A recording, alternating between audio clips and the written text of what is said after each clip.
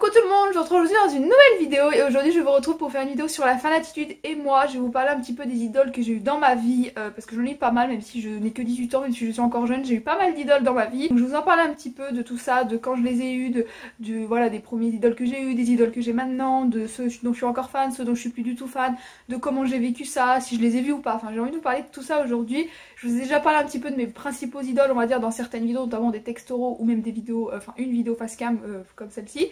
Je vous les mettrai dans le petit, peut-être en barre d'infos aussi, si jamais ça peut vous intéresser d'aller les voir avant de regarder celle-ci. Si vous avez déjà vu regarder...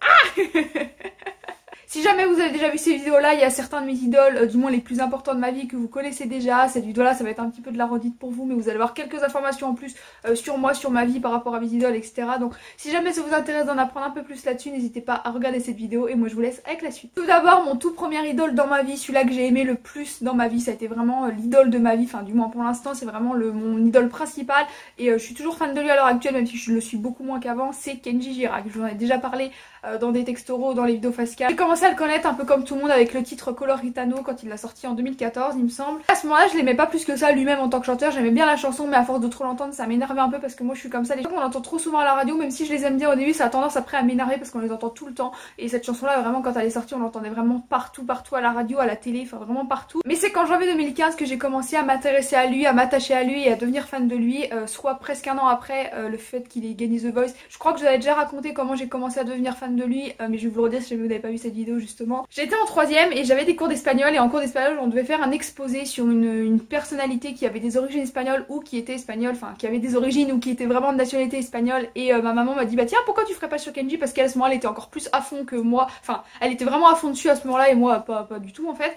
et je me suis dit bah oui pourquoi pas et tout et j'ai commencé à écouter ses chansons et à ce moment-là il y avait le titre Andalouse qui est sorti et ce titre après on a commencé à l'entendre beaucoup aussi et je l'ai adoré, je l'ai vraiment adoré contrairement à Coloritano que j'avais pas beaucoup aimé. Andalouse je l'ai vraiment adoré, je l'ai saigné à la mort. Après j'ai commencé à chercher des informations sur lui pour mon exposé mais aussi après à côté. C'est comme ça que de fil en aiguille je suis devenue fan, que j'ai écouté d'autres chansons. Après son premier album est sorti et je me suis dit tiens il y a des chansons même à l'heure actuelle qui sont pas encore connues de ces 3 albums, enfin qui sont pas très connues de ces 3 albums et que j'aime beaucoup aussi. Et voilà c'est comme ça que je suis devenue fan de fil en aiguille et que j'ai commencé à devenir complètement accro à lui. Mais sur mon carnet j'ai marqué que Kenji je l'ai vu le 12 mars 2012 mais il était même pas connu à ce moment là, c'est n'importe quoi. Je l'ai vu une fois en concert dans une ville pas très loin de chez moi, c'était le 12 mars 2016, je me rappelle comme si c'était hier, c'était clairement l'un des plus beaux jours de ma vie.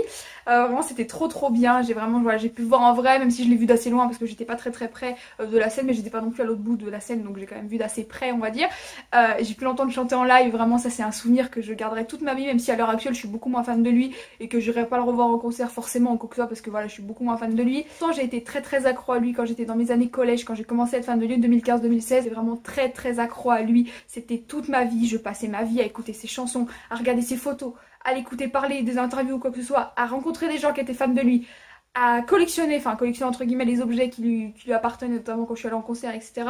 Vraiment je passais toute ma vie tournée autour de lui. Une grosse part de ma vie actuelle tourne autour de mes idoles parce que c'est des gens très importants dans ma vie, comme tous les gens qui ont des idoles je pense. Mais à ce moment là c'était vraiment mon premier idole, j'avais jamais connu ça avant, du moins jamais aussi fort que ça. Et que je voyais une chanson, dès que j'entendais quelque chose ça me faisait tout de suite penser à lui, vraiment j'étais vraiment complètement dingue de lui. Heureusement entre guillemets ça m'est passé. Disons que les comportements comme ça, le fait d'être très accro à quelqu'un ça peut devenir encore maladif on va dire. Heureusement moi ça ne m'est jamais arrivé que ça devienne à ce point là quand même, j'étais très accro à lui, c'était ma drogue. Mais pas au point que non plus j'en devienne malade ou quoi que ce soit comme certaines personnes peuvent le connaître malheureusement. Moi j'ai toujours bien vécu, hein. Je vous fais un petit spoiler de la vidéo, tous les idoles que j'ai pu avoir, les gros idoles comme Kenji et d'autres dont je vais vous parler après, ou des idoles un peu moins importants dans ma vie comme ceux dont je vais vous parler aussi après. J'ai toujours bien vécu ça. Ensuite dans les années 2016-2017 j'ai eu des idoles un peu moins importants dans ma vie, enfin même carrément moins importants dans ma vie que je ne suis jamais allée voir, que je n'ai même jamais plus ou moins eu envie de voir ou quelques fois comme ça. Voilà, les idoles dont je vous parlais là c'était des idoles moins importants, c'était Demi Lovato et les One Direction. J'étais fan d'eux seulement pendant quelques mois, voilà c'était pas vraiment, c'était juste une petite passade on va dire, même si Demi je l'écoute toujours autant et j'aime toujours ses chansons mais je suis plus du tout fan d'elle comme je l'étais avant. Et les One Direction ben, c'est pareil, j'écoute leurs chansons aussi, j'aime beaucoup ce qu'ils font et voilà ça reste des idoles on va dire pas fictifs mais passagers.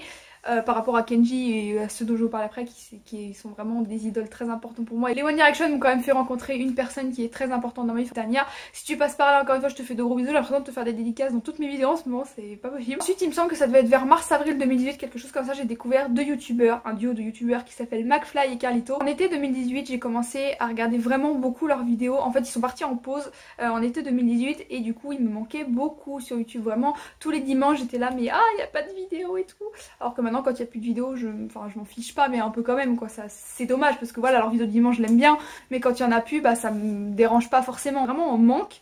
C'était trop bizarre et du coup je regardais toutes leurs vidéos vraiment parce que forcément l'été j'avais que ça à faire.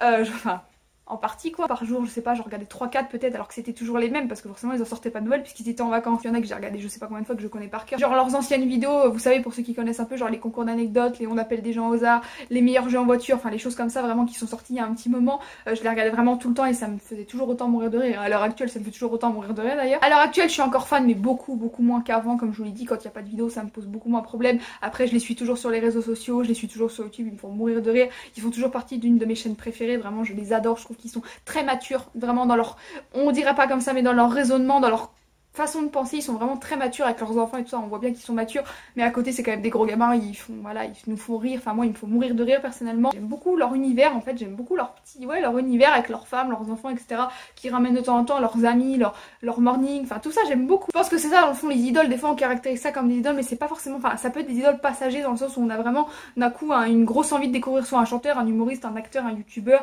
peu importe ce que c'est. Je trouve que des fois bah voilà c'est passager, on se dit waouh je l'adore et tout, puis après bah quelques mois après ou quelques semaines après même ça nous passe et on se dit ah bah non en fait je l'aime bien mais sans plus quoi. Et c'est vraiment ce que ça m'a fait avec McFly et Carlito. Je les aime toujours autant mais je suis beaucoup moins accro à leur univers qu'avant. Et enfin il y a ma dernière idole dont je ne suis pas fan depuis très longtemps.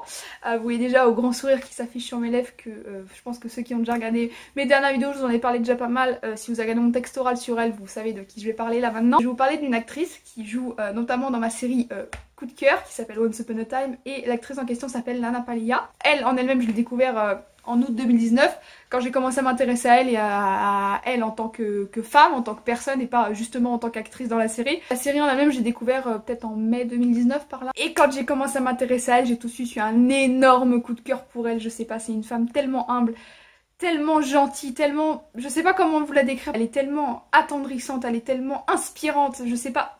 Si je commence à faire son éloge maintenant je pense qu'il y en a pour des heures et des heures mais vraiment... elle m'a vraiment touchée en plein cœur cette femme, vraiment et ça faisait très longtemps, bah depuis Kenji en fait ça m'avait pas fait ça et Kenji m'a pas fait un coup de cœur si brusque. Vraiment au début Kenji je me suis dit bon je vais m'intéresser à lui tout ça et j'ai commencé à m'intéresser à lui, ça s'est fait petit à petit. Alors que Nana ça a été vraiment d'un coup, j'ai fait waouh, c'est quoi cette femme quoi, elle est vraiment, mais je dirais pas parfaite parce qu'on n'est pas parfait, personne n'est parfait mais elle est vraiment... extraordinaire, je sais pas, elle est magique vraiment, bah pour le coup si vous connaissez Once Upon a Time ça voilà. Je me suis juste renseignée, en fait j'ai tout de suite eu l'envie de la voir, de la rencontrer, vraiment ça a tout de suite... c'est tout de suite venu comme ça, là peut-être qu'ils vont trouver ça un peu bizarre, que tu commences à peine à être fan de quelqu'un et t'as tout de suite envie de le voir et tout, ça, que ça peut paraître un peu bizarre, mais ça a été mon cas avec Lana et tout de suite je pense qu'en septembre 2019 peut-être j'ai commencé à me renseigner sur les conventions qu'elle pouvait faire, notamment en France, enfin surtout en France parce que bon j'ai pas trop envie de me taper l'autre bout des États-Unis pour aller là-bas même si je l'aime beaucoup. J'ai vu que tous les ans au mois de mai, juin à peu près, enfin vers ces eaux-là, avril, mai, juin, juillet, enfin dans cette tranche là on va dire, il y avait une convention qui se faisait à Paris qui s'appelle la Happy Ending Convention, mon accent anglais est toujours nul à chier, tout va bien. Et que Lana cette année y allait, donc enfin cette année en 2020 y allait puisque bah, pour 2019 forcément c'était trop tard, il venait tout juste de se finir, mais j'ai vu qu'en 2020 y allait et je me suis dit il faut que tu y ailles, il faut que tu la rencontres, il faut que tu y ailles. En plus pas forcément pour elle, enfin j'y vais pour elle clairement parce que du coup j'y vais, mais j'y vais pour elle parce que si elle y était pas forcément j'y serais pas allée, surtout vu le prix que ça coûte, voilà j'y vais pour elle c'est sûr, mais aussi pour l'univers de la série parce que c'est une série que j'aime beaucoup, donc forcément une convention sur l'univers de la série ça me branche beaucoup clairement. Et j'avais très envie d'y aller, mais surtout pour rencontrer Lana bien entendu. J'ai tanné ma mère sur ça vraiment de septembre à décembre, je lui en ai parlé jour et nuit, elle en pouvait plus. C'est d'ailleurs pour ça que le 4 décembre 2019 elle a décidé de me faire confiance et de m'acheter une place pour aller voir Lana en mai 2020 Voilà, donc je suis un petit peu trop contente. Vraiment, je n'en reviens pas, même si en ce moment avec le coronavirus et tout ce qui se passe, j'ai un peu peur que la convention soit reportée. Normalement, elle sera pas annulée. Après, d'un côté, si elle est reportée, c'est mieux que si elle est annulée.